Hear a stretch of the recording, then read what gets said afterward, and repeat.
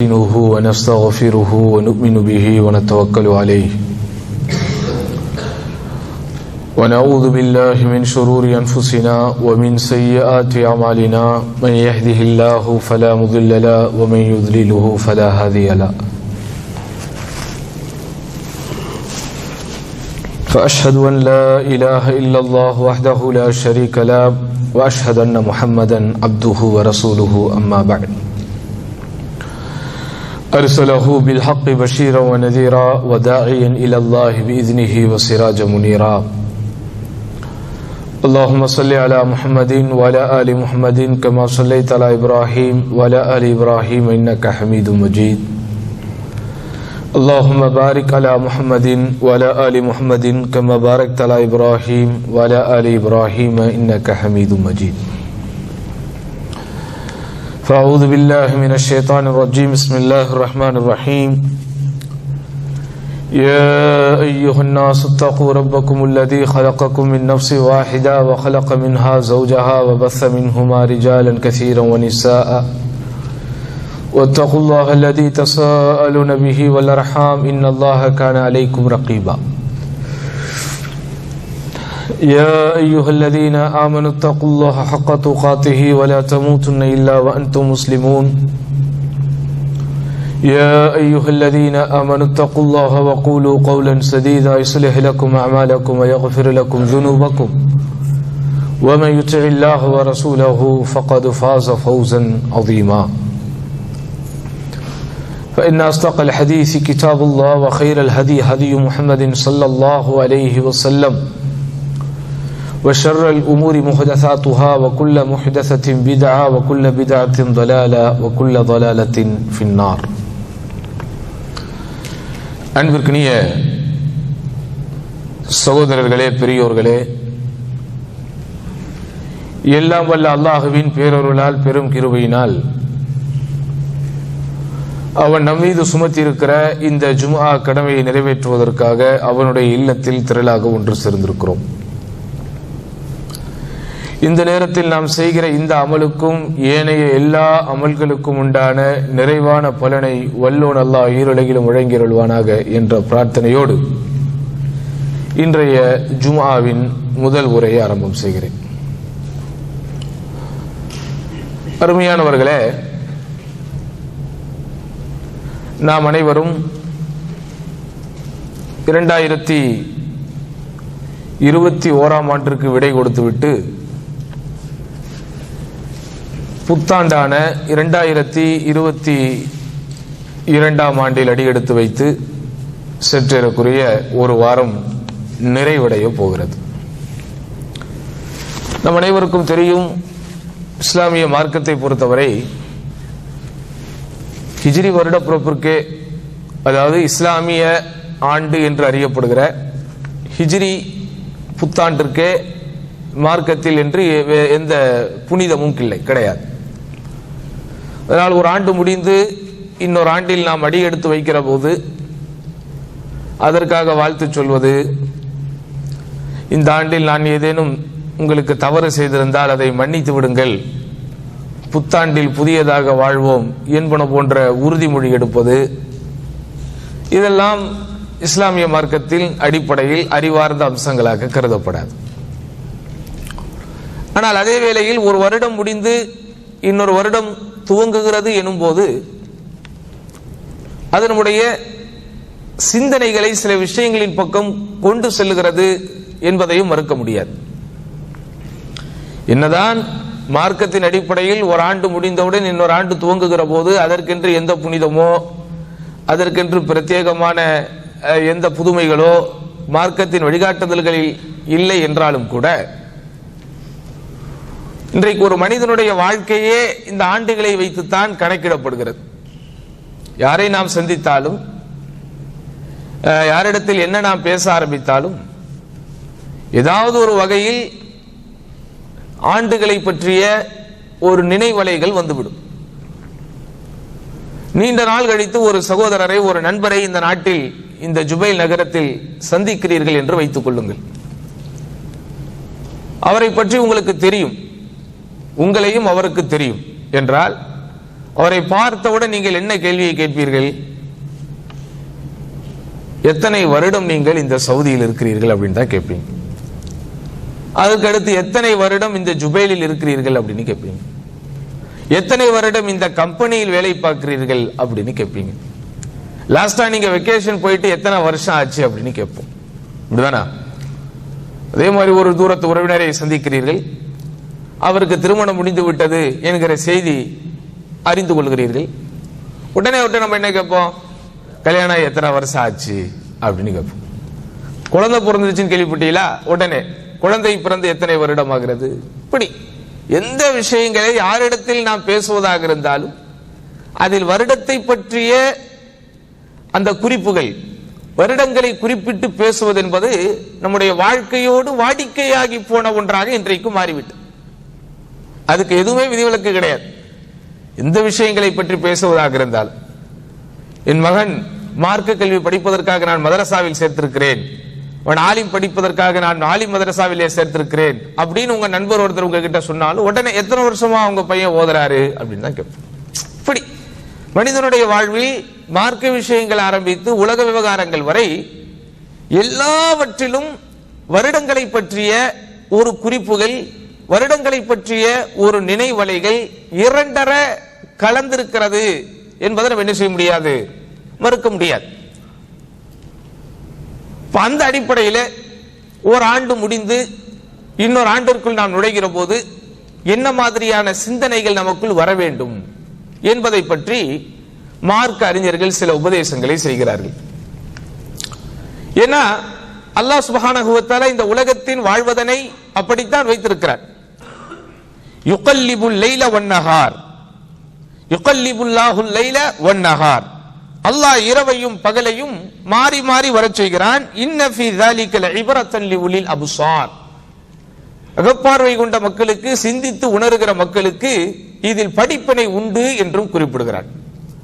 இன்ன ஃபீ ஹல்கி ஸமாவாத்தி வல் அர்தி வக்திலாஃபில் லைலி வன்னஹாரி லஆயாத்துன் லிஉலில் அப்ஸார் லிஉலில் அல்பாப், நிச்சயமாக வானங்கள் மற்றும் பூமியின் படைப்பிலும் இரவும் பகலும் மாறி மாறி வருவதிலும் அறிவுடைய மக்களுக்கு அத்தாட்சிகள் உண்டு.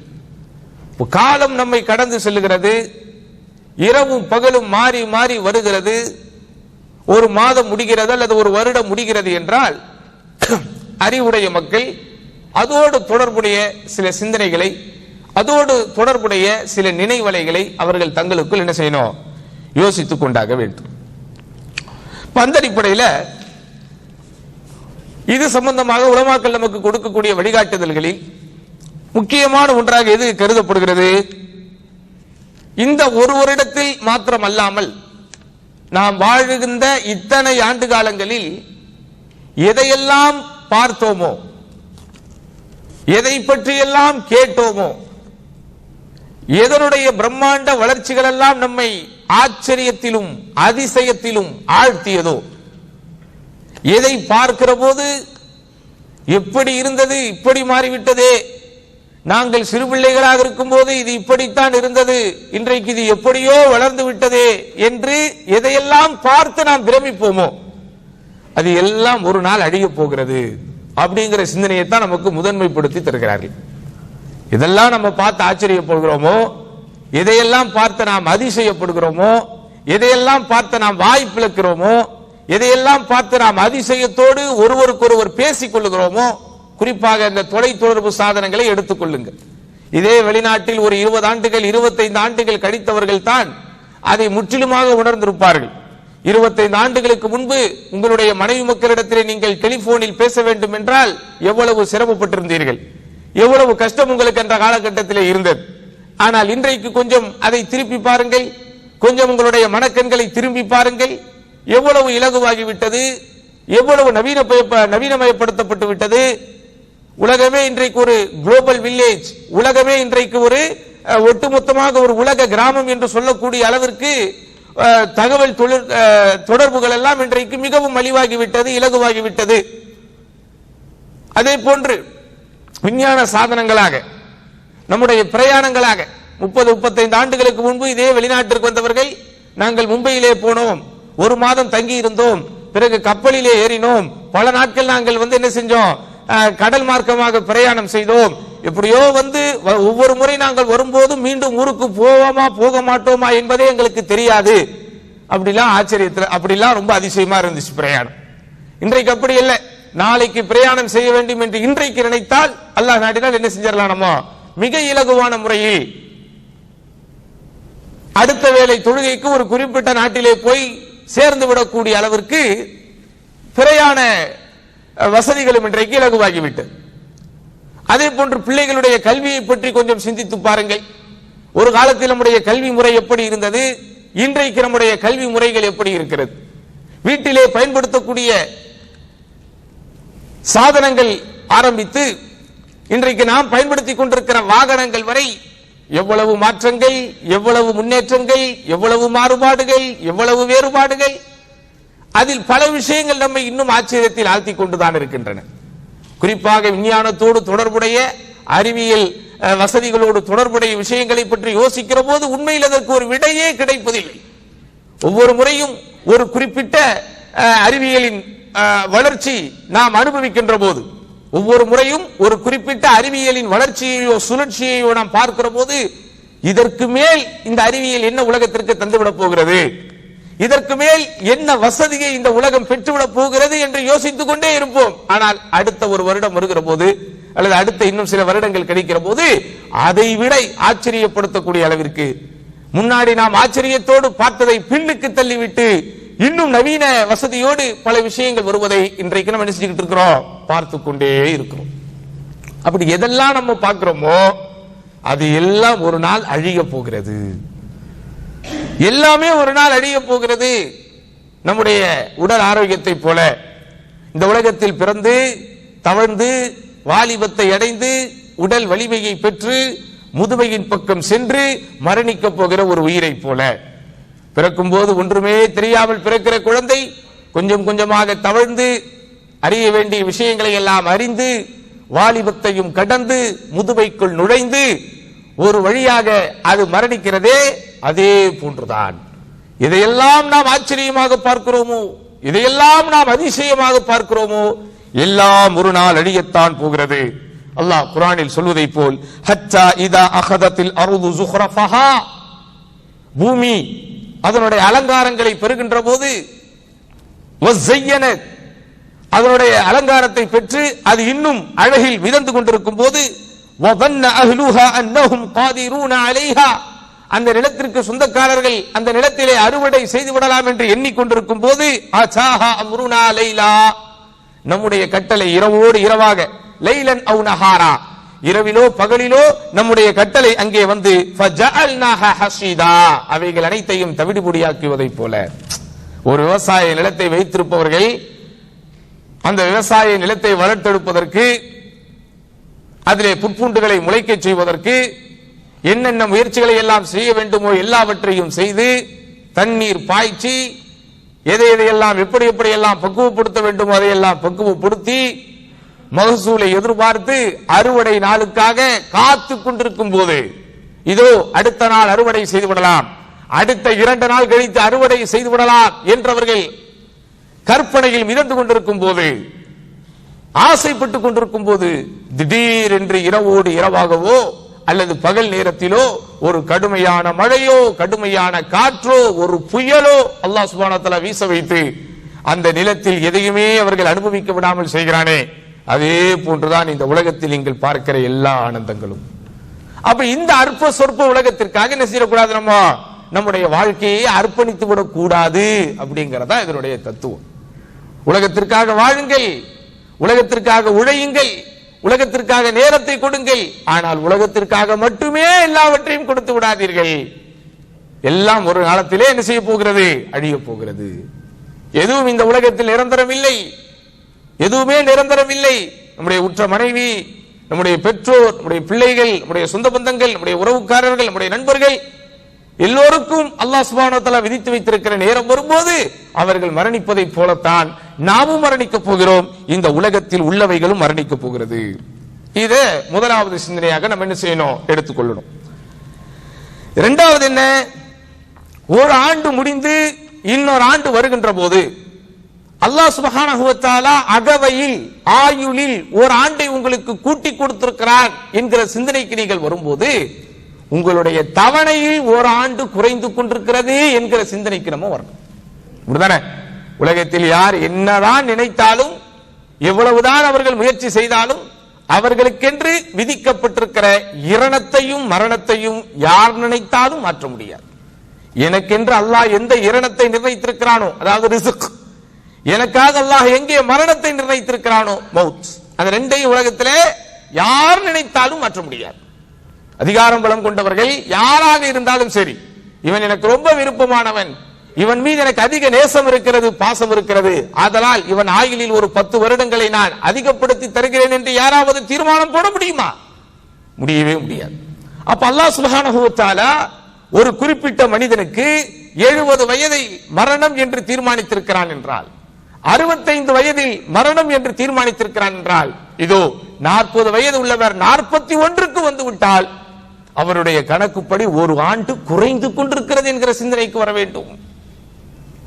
ஒரு ஆண்டு குறைந்து கொண்டிருக்கிறது என்கிற சிந்தனைக்கு வர வேண்டும். ஆஹா, ஒரு ஆண்டு முடிந்து இன்னொரு ஆண்டு வந்து விட்டது என்றால் அகவையில் ஆயுளில் ஒரு ஆண்டு நான் கூட பெற்றிருக்கிறேன் என்கிற எண்ணம் வருவதை விட, இதோ எனக்கென்று அல்லாஹ் சுப்ஹானஹு வ தஆலா தீர்மானித்திருக்கிற நிர்ணயித்திருக்கிற அந்த மரண தேதியில் ஒரு ஆண்டு நெருங்கி கொண்டிருக்கிறது அப்படிங்கிற சிந்தனைக்கு வரணும். மறுமையை பற்றிய எண்ணம் நமக்கு வரணும். மரணத்திற்கு பிறகு இருக்கக்கூடிய வாழ்க்கையை பற்றிய அந்த சிந்தனை நமக்கு வரணும். நபிகள் நாயகம் ஸல்லல்லாஹு அலைஹி வஸல்லம் அப்படிப்பட்ட சிந்தனையைத்தான் தன்னுடைய சஹாபாக்களுக்கு, தன்னுடைய தோழர்களுக்கு ஊட்டினார்கள். குன் ஃபி துன்யா கஅன்னக கரீப் அவ் ஆபிரு சபீல். நபிகள் நாயகம் ஸல்லல்லாஹு அலைஹி வஸல்லம் அப்துல்லாஹ் இப்னு உமர் என்கிற இளம் நபி தோழருக்கு உபதேசம் செய்கிற போது, இந்த உபதேசம் யாருக்கு செய்தார்கள்? தோழர்களே, இந்த உலகத்திலே நீங்கள் வாழுகிற போது ஒரு அந்நியனை போல வாழுங்கள். சொந்த நாட்டில் இருந்து அதாவது புறப்பட்டு சென்று வேற்று நாட்டிற்கு ஒரு அகதியாய் நுழைந்தால் எப்படிப்பட்ட உணர்வோடு நீங்கள் இருப்பீர்களோ அப்படிப்பட்ட உணர்வோடு நீங்கள் வாழுகிற போது இருங்கள். அவ் ஆபிரு சபீலின், அல்லது ஒரு வழிப்போக்கனை போல வாழுங்கள். இந்த உபதேசத்தை ரசூலுல்லாஹி ஸல்லல்லாஹு அலைஹி வஸல்லம் யாருக்கு செய்தார்கள்? பிரத்யேகமாக நபித்தோழர் அப்துல்லாஹ் இப்னு உமர் ரலியல்லாஹு அன்ஹுடைய தோள் புஜத்தை பற்றி பிடித்து பெருமானார் ஸல்லல்லாஹு அலைஹி வஸல்லம் தொட்டு உணர வைத்து இந்த உபதேசத்தை செய்கிறார்கள். நன்றாக வாழ்ந்து முடிந்து 60-70 வயதை தாண்டியவர்களுக்கு இந்த உபதேசத்தை ரசூல் ஸல்லல்லாஹு அலைஹி வஸல்லம் செய்யல. அதைத்தான் நீங்க கவனிக்கணும். இந்த உபதேசம் என்னதான் எல்லோருக்கும் பொதுவானதாக என்றாலும் இதை குறிப்பிட்டு பிரத்யேகமாக ரசூல் ஸல்லல்லாஹு அலைஹி வஸல்லம் யாருக்கு செய்தார்கள்? அப்துல்லாஹ் இப்னு உமர் என்கிற இளம் வயது நபித்தோழருக்கு செய்தார்கள். அப்துல்லா, இந்த உலகத்திலே நீங்கள் வாழுகிற போது எப்படி வாழணும்? ஒரு அந்நியனை போல் வாழுங்கள். வேற்று நாட்டிற்குள் நுழைந்த ஒரு அகதியை போல் வாழுங்கள். இந்த நாட்டிலே இருக்கிற எதற்கும் எனக்கும் சம்பந்தம் இல்லை, இந்த நாட்டில் இருக்கிற எதுவும் எனக்கு சொந்தம் இல்லை என்கிற உணர்வு வரும்போது எப்படி இருப்பீர்கள்? ஒரு தூரத்து சொந்தக்காரன் வீட்டிற்கு நீங்கள் சொந்தக்காரனாக செல்லும் போது எப்படி இருப்பீர்கள்? அடக்க ஒடுக்கமாக இருப்போமா இல்லையா? நம்முடைய நடைமுறை வாழ்க்கையில் அன்றாட பழக்க வழக்கங்களில் எதெல்லாம் நமக்கென்று பிரத்யேகமான பழக்க வழக்கங்களாக இருக்குமோ அதையெல்லாம் கொஞ்சம் சுருட்டி உள்ளே வைப்போமா இல்லையா? நமக்கென்று எதெல்லாம் ஆசாபாசங்களாக, எதெல்லாம் நமக்கென்றுண்டான சுய பழக்க வழக்கங்களாக இருக்குமோ அவைகள் எல்லாவற்றையும் ஒத்தி வைப்போமா இல்லையா? நம்முடைய சொந்த வீட்டிற்குள் நுழைந்தவுடன் நம்முடைய ஆடைகளை எல்லாம் கழற்றி விட்டு ஒரு லுங்கியை எடுத்து மாட்டிக்கொண்டு நம்ம ஃப்ரீயா இருப்போம். அந்த மாதிரி ஒரு தூரத்து சொந்தக்காரன் வீட்டிற்கு போகும்போதோ ஒரு அந்நியர்களுடைய வீட்டிற்கு போகும்போதோ இருக்க முடியுமா?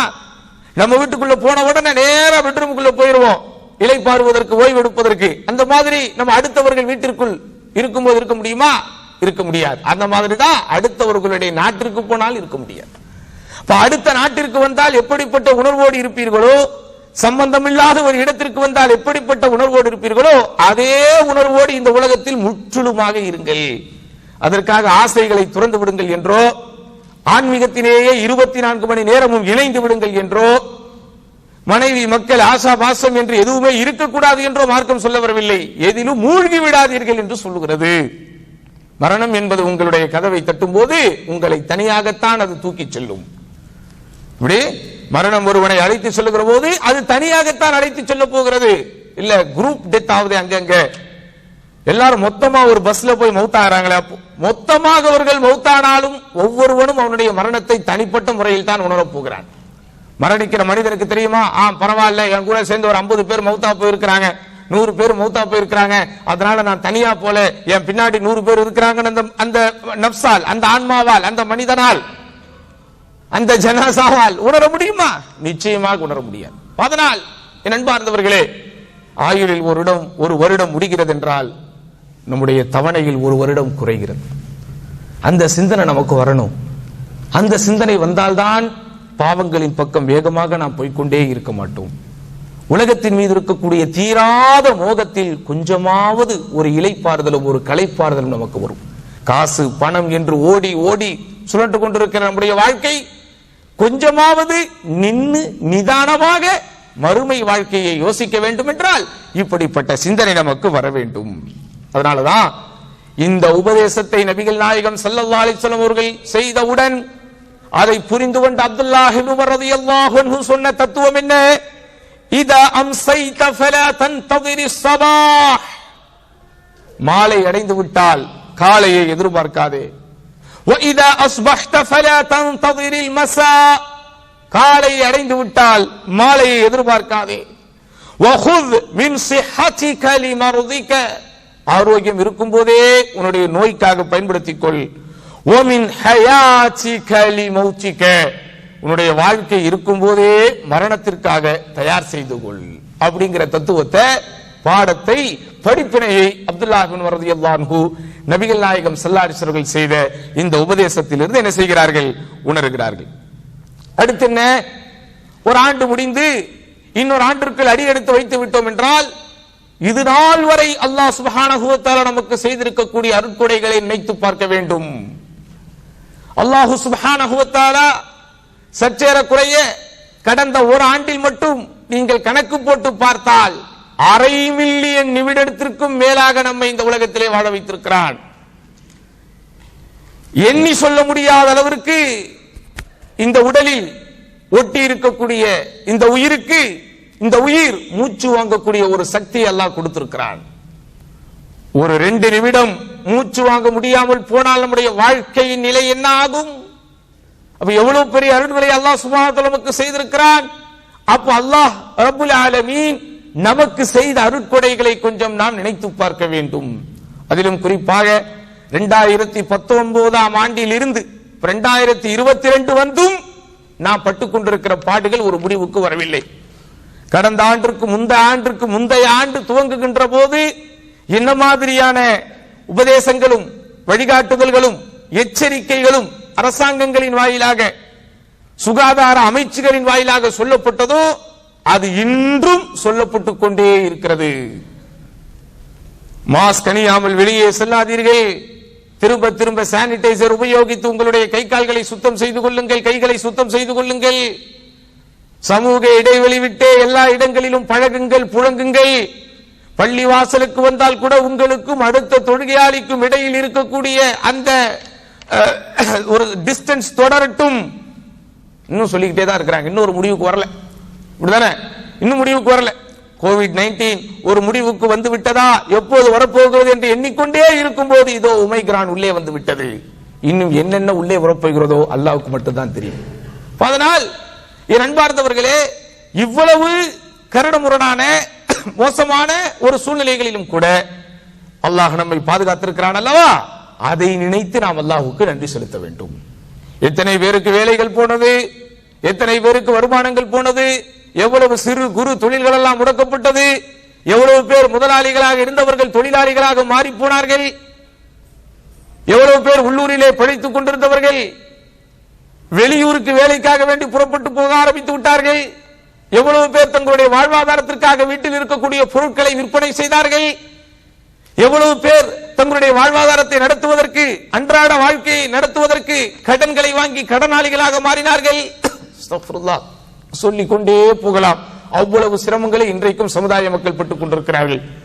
இப்படியாப்பட்ட சூழ்நிலையில் அல்லாஹ் சுப்ஹானஹு வ தஆலா சின்ன சின்ன சோதனைகளை அல்லது சின்ன சின்ன அச்சுறுத்தல்களை, சின்ன சின்ன பயங்களை மட்டுமே நமக்கு காட்டிவிட்டு நம்முடைய வாழ்வாதாரம் இன்னும் நேராக சீராக இயங்கிக் கொண்டிருக்கிறது என்றால் எவ்வளவு தூரம் அந்த அல்லாஹ்வுக்கு நாம் நன்றி செலுத்த வேண்டும்.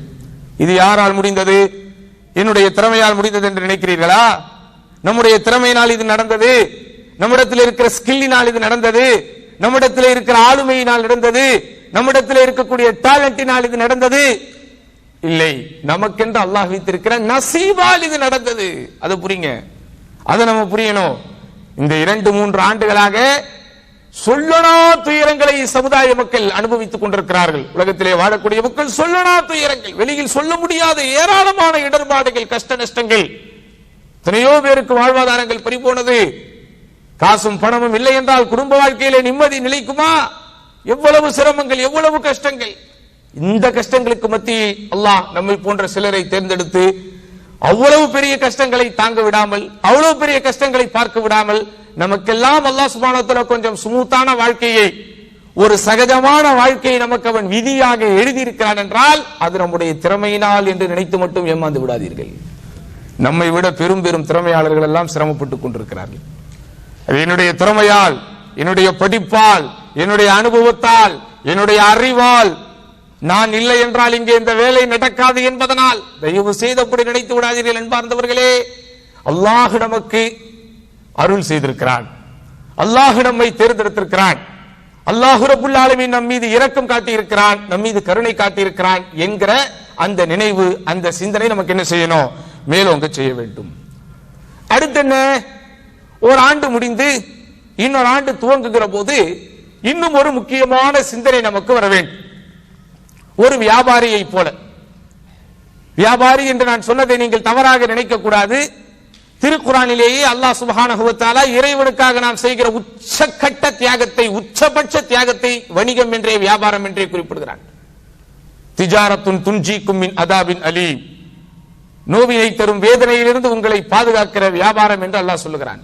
திஜாரத்துன் லன் தபூர், அழிவே இல்லாத வியாபாரம் என்று சொல்கிறான்.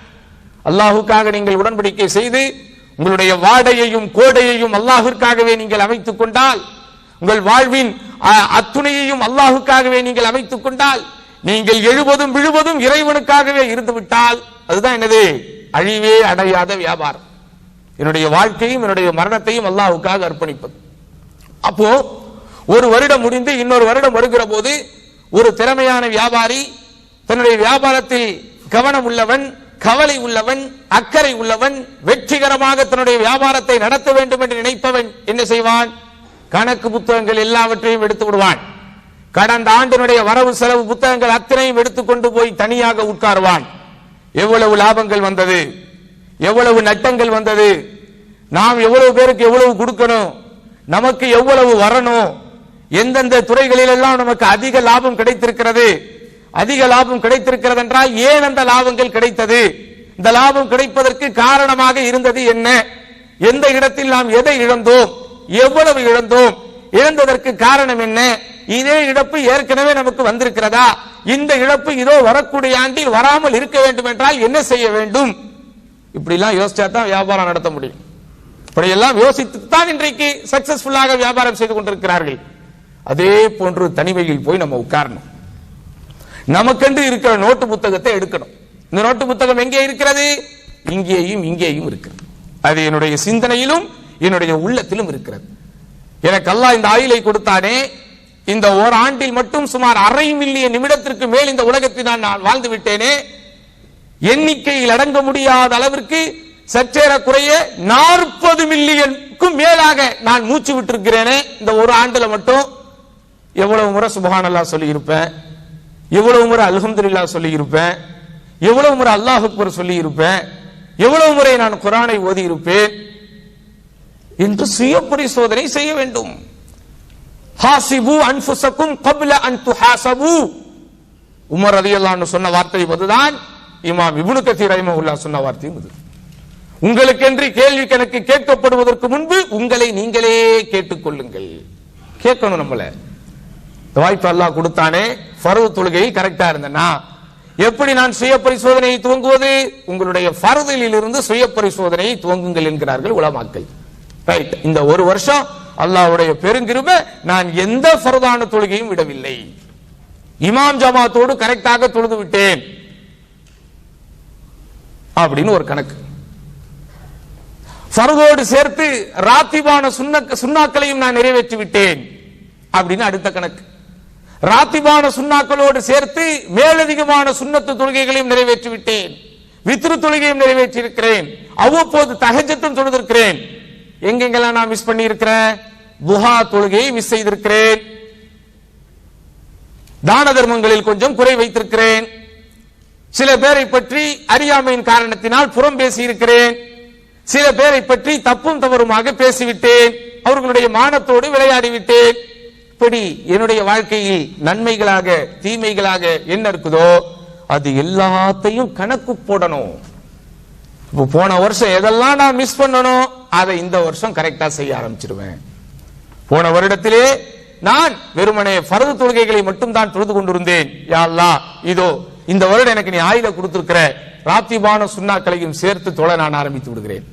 இந்த மாதிரி முடிவு எடுப்பதற்கு ஒரு வருடம் முடிஞ்சு இன்னொரு வருடம் துவங்கும் போதுதான் எடுக்கணும்னு வெயிட் பண்ணிக்கிட்டு இருக்க கூடாது. இது ஒரு உத்வேகத்திற்காக இப்போவாவது அந்த முடிவை எடுக்க வேண்டும் என்பதற்காக சொல்லப்படுகின்ற கவலையான விஷயம் சகோதரர்களே. தொழுகையில் ஈடுபாட்டோடு ஈடுபட்டு பாருங்கள், வாழ்க்கையில் அத்துணை வசந்தங்களும் உங்களுக்கு கிடைத்ததை போல் இருக்கும். சும்மா கிடையாது. இன்ன ஸலாத்த தன்ஹா அனில் ஃபஹ்ஷாஇ வல் முன்கர், நிச்சயமாக தொழுகை மானக்கேடான அருவருக்கத்தக்க விஷயங்களிலிருந்து மனிதனை தடுக்கிறது என்று அல்லாஹ் சொல்லுவது அர்த்தம் இல்லாமல் சொல்லவில்லை, அல்லாஹ் அர்த்தத்தோடு சொல்லி இருக்கிறான். தொழுகையினுடைய அந்த ருசியை, தொழுகைக்கென்று அல்லாஹ் வைத்திருக்கிற சுவையை நம்ம உணரணும். கணக்கு போட்டு பாருங்கள். அதுவும் இந்த நாட்டில் இருந்து கொண்டு தொழாமல் இருந்தால் வேறு எந்த நாட்டிலே போய் நாம் தொழ போகிறோம்? தொழுகைக்காக வேண்டிய நமக்கு நேரங்கள் ஒதுக்கப்படக்கூடிய ஒரு சூழ்நிலை இந்த நாட்டினுடைய சூழ்நிலை. பெரும்பாலும் அலுவலகங்களிலே வேலை பார்த்தால் கூட துஹர் பாங்கு சொன்னவுடன் எல்லோரும் அவரவர்கள் தொழுகைக்காக எழுந்து போகக்கூடிய ஒரு செட்டப் இயல்பாகவே இங்கே அமைந்திருக்கிறது. பாங்கு சொல்லிட்டாங்களா, உடனே சீட்ல இருந்து எந்திரிச்சு பாருங்க, அப்பதான் நீங்க ராத்திபான சுன்னாக்களை தொழ முடியும். பாங்கு சொன்னவுடன் தன்னுடைய சீட்டில் இருந்து எழுபவரும், இக்காமத்து காதில் விழும்போதுதான் தன்னுடைய சீட்டில் இருந்து எழுபவரும் ஒன்றா? வாங்க சொன்னோன்னு நீங்க எந்திரிச்சா யாராவது உங்களை பிடிச்சி உட்காரவா வைக்க போறாங்க? No no no no no, எந்திரிக்க கூடாது, உட்காரு உட்காருன்னு யாரும் நம்மளை நிர்பந்திக்க போறதில்ல. வாங்க சொன்னவுடன் அப்படி எந்திரிச்சு நம்மை நாம் தூய்மைப்படுத்திக் கொண்டு ஒது செய்து விட்டு அந்த ராத்திபான சுன்னாக்களை 4 ரக்காத்தை 2 தொழுது விட்டு ஃபர்தையும் சேர்த்து தொழுது விட்டு ஃபர்துக்கு பிறகு இன்னொரு 2 ரக்காத்தையும் சேர்த்து தொழ வேண்டும் என்று நினைத்தால் முடியுமா முடியாதா? எவ்வளவு பேர் தொழுது இருக்கிறோம்? நமக்கே நினைப்பு, ஆபீஸ்ல இருந்தா தொழ முடியாது. தொழுபவர்கள் இருக்கிறார்களே, அவர்களை என்ன செய்வது? அலுவலகங்களில் பணிபுரிந்து கொண்டு இயற்கையிலேயே முடியல, ரொம்ப ஜாப் டஃபா இருக்குதுன்னா அது வேறு விஷயம். எல்லாம் உங்களை குற்றம் பிடிக்க மாட்டான், அது உங்களுக்கும் இறைவனுக்கும் இடையிலே உண்டானது. ஆனால் முடியும் என்கிற சூழ்நிலை இருக்கும் போது, வேண்டுமென்றே அதனுடைய சிறப்புகளை உணராமல் நாம் கடந்து செல்லுகிற போது அது எந்த வகையில் நியாயம் என்பதை நம்ம என்ன செய்யணும் யோசிக்கணும்.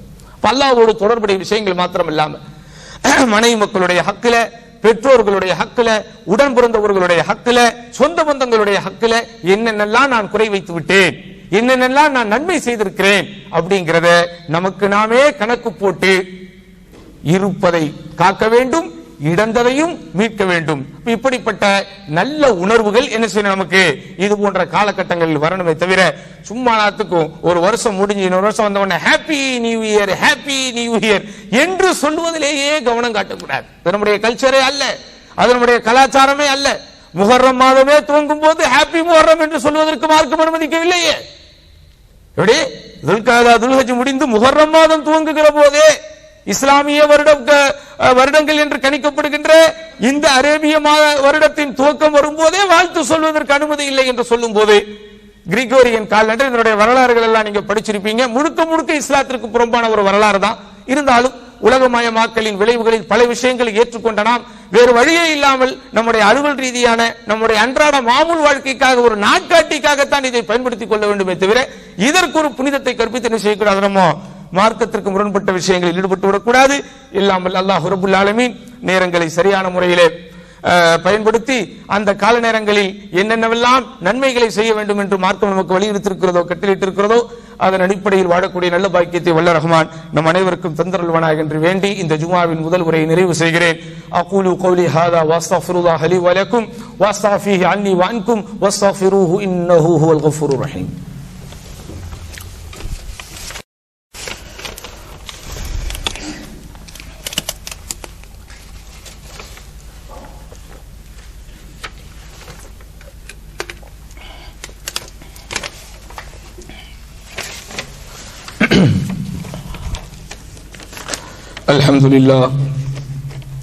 الحمد لله رب العالمين والصلاة والسلام على أشرف الأنبياء والمرسلين وعلى آله وصحبه ومن تبعهم بإحسان إلى يوم الدين فأعوذ بالله من الشيطان الرجيم بسم الله الرحمن الرحيم. அன்பார்ந்த சகோதரர்களே, இந்த ஜுமாவினுடைய முதல் உரையில் ஒரு ஆண்டு முடிந்து இன்னொரு ஆண்டு வருகின்ற போது என்ன மாதிரியான சிந்தனைகளுக்குள் நாம் இருக்க வேண்டும் என்பதை குறித்து சுருக்கமான சில செய்திகளை பார்த்தோம். இறுதியாக உலமாக்கள் நமக்கு கோடிட்டு காட்டக்கூடிய முக்கியமான ஒன்று, ஒரு ஆண்டு முடிந்து இன்னொரு ஆண்டு வரும்போது, குறிப்பாக நாம் வாழ்கிற இந்த கடைசி காலகட்டத்தில் அத்தஃபக்குரு ஃபீ சுர்அத்தி முரூரி ஹாதில் ஆம், இந்த வருடம் மிக மிக வேகமாக முடிவது நமக்கு ஒரு பாடத்தை தருகிறது. இப்படிதானே சிந்திச்சு பாருங்க. 2022 அப்படிங்கிறது நம்ம கண் சிமிட்டும் நேரத்தில் வந்ததை போல் உணர்கிறோம். எவ்வளவு வேகமாக காலங்கள் ஓடிக்கொண்டிருக்கிறது, நினைச்சே பார்க்க முடியல. இப்பொழுதுதான் 2000 ஆண்டு வந்ததை போலவும் 2000 ஆண்டில் இந்த உலகம் அழிந்துவிடும் என்று எத்தனையோ போலி சாமியார்களும் ஜோசியக்காரர்களும் கதை விட்டு ஒரு பரபரப்பு நடந்து முடிந்ததை போல் இருக்கிறது. கண்ணை திறந்து பார்த்தா 22 வருஷம் ஓடிடுச்சு. அப்ப நபிகள் நாயகம் ஸல்லல்லாஹு அலைஹி வஸல்லம் அவர்கள் சொன்ன முன்னறிவிப்பு நடந்து கொண்டிருக்கிறது. அல்லாஹ்வுடைய தூதர் ஸல்லல்லாஹு அலைஹி வஸல்லம் சொன்னாங்க, லா தகூமு ஸாஅத்து ஹத்தா யதகாரப ஸமான், மறுமை நாள் நிகழாது எதுவரைக்கும் என்றால் ஹத்தா யதகாரப ஸமான், காலங்கள் தனக்குள் நெருங்கிக் கொள்ளும் வரை. ஒரு வருஷம் முடிஞ்சவனே டக்குன்னு இன்னொரு வருஷம், ஒரு வருஷம் முடிஞ்சவனே டக்குன்னு இன்னொரு வருஷம், யோசிக்க முடியாத அளவிற்கு காலங்கள் வேகமாக சுழல்வது என்பது கியாமத் நாளுடைய அடையாளம் என்றார்கள். எப்படி பார்த்தாலும், எந்த ஆங்கிளில் எந்த வியூவில் யோசித்து பார்த்தாலும் மறுமைக்கான பயணத்தை தயார் செய்து கொள்ள வேண்டும் என்கிற ஒரு செய்தியைத்தான் இந்த கால சுழற்சி ஓட்டம் நமக்கு கற்றுத்தருகிறது என்பதை நம்ம என்ன செய்யணும், மீண்டும் மீண்டும் மனதில் வைக்க வேண்டும். ஆதலால் எவ்வளவு நன்மைகளில் ஈடுபட முடியுமோ அவ்வளவு நன்மைகளில் ஈடுபட வேண்டும். எவ்வளவு தூரம் பாவங்களில் இருந்தும் குற்றங்களில் இருந்தும் தவறுகளில் இருந்தும் விலகி இருக்க முடியுமோ அவ்வளவு தூரம் விலகி இருந்து முடிந்த வரைக்கும் தூய்மையான வாழ்க்கைக்கு நம்மை பக்குவப்படுத்தி பழக்கப்படுத்தி அல்லாஹ் சுப்ஹானஹு வ தஆலா அவனுடைய அருளை இறுதி வரைக்கும் உறுதியாக பெறக்கூடிய நல்பாக்கியத்தை வல்ல ரஹ்மான் நம் அனைவர்களுக்கும் தந்தருள்வானாக என்று மீண்டும் ஒரு முறை துஆ கேட்டு இந்த ஜும்ஆவின் 2ஆம் முறையை நிறைவு செய்கிறேன். இன்னல்லாஹ யஅமுரு பில் அத்ல் வல் இஹ்சான் வ இத்தாஇல் குர்பா வ யன்ஹா அனில் ஃபஹ்ஷாஇ வல் முன்கரி வல் பகி யஇதுக்கும் லஅல்லக்கும் ததக்கரூன் வ லذிக்ருல்லாஹி அக்பர் வல்லாஹு யஅலமு மா தஸ்னஊன். அகீமுஸ் ஸலாத்.